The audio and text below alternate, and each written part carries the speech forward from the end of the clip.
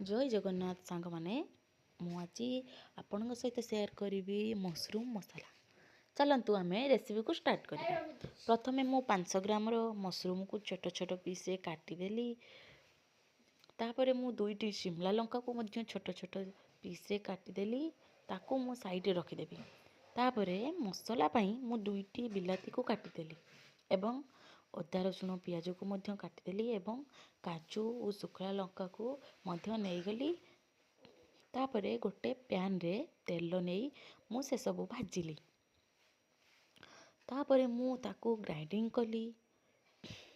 तापरे मु गैस को ऑन करी तेल पकाइली एवं मशरूम और आलू को सांगरे भाजिली।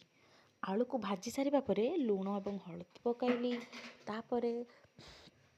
तापरे ताकू मु प्लेट रे काढ़ी देली। तापरे सेई पैन रे शिमला लंका को भाजिली। शिमला लंका हो सारिबा परे ताकू मु प्लेट रे काढ़ी देली। तापर जो पैन में मुझे शिमला लंका भाजी से पैन में मुझे मसला को ग्राइंडिंग कर रखी किसी तेल पके मसला को पकईदेली।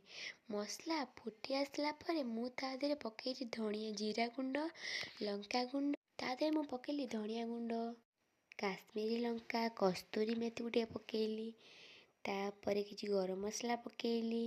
तापर हल्दी गुंड किसी पकईली तापर भल मिक्स कली।